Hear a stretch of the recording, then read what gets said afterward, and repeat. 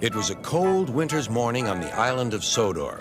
The wind was bitter and the ground hard with frost. Thomas and Percy were cold and cross. "All I want is a warm boiler," huffed Thomas. "Firelighter knows that. He's late." "He's not late," replied Percy. "This weather woke us up early."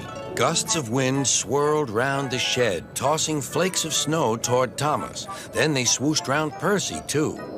"Why don't we talk about something else?" shivered Percy. "Yes," replied Thomas, "like how silly we'll look when our funnels turn into icicles." "That's not funny. Maybe we'll stop feeling cold if we talk about warm things, like sunshine and steam." "And firelighters," muttered Thomas. "Scarves," continued Percy.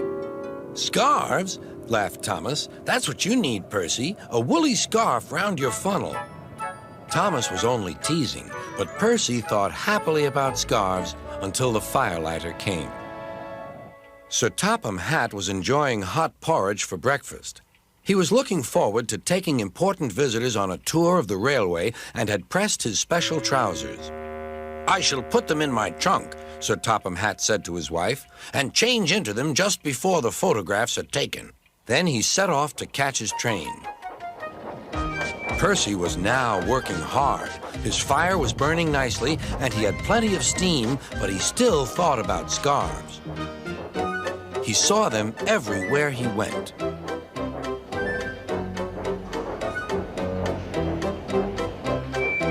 "My funnel's cold, my funnel's cold," he puffed. "I want a scarf, I want a scarf."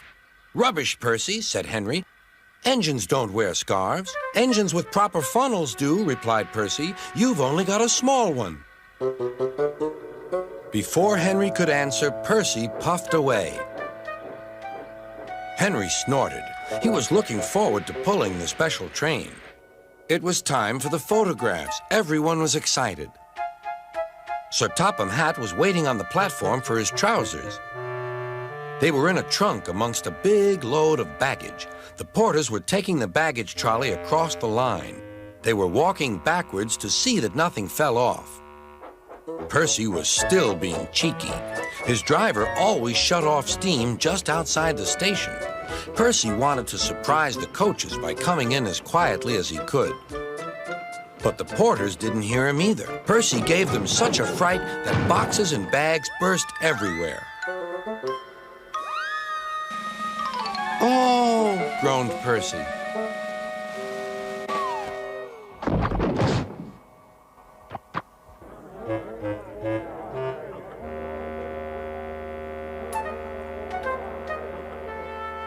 Sticky streams of jam trickled down Percy's face.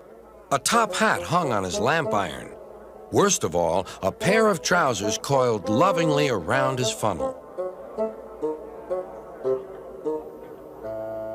Everyone was very angry. Sir Topham Hatt seized the top hat. "Mine," he said. "Percy, look at this."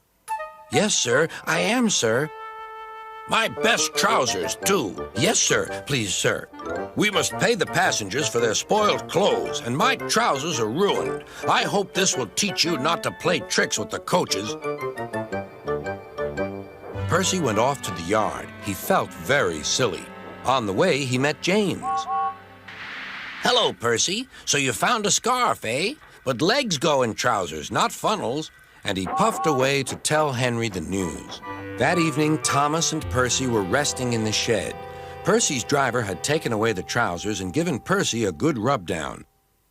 "Firelighters promised to come early tomorrow," said Thomas.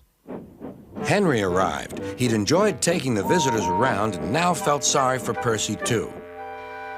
"Driver says the weather will be warmer tomorrow. You won't need a scarf, Percy." "Certainly not," replied Percy. "Engines don't need scarves. Engines need warm boilers. Everyone knows that."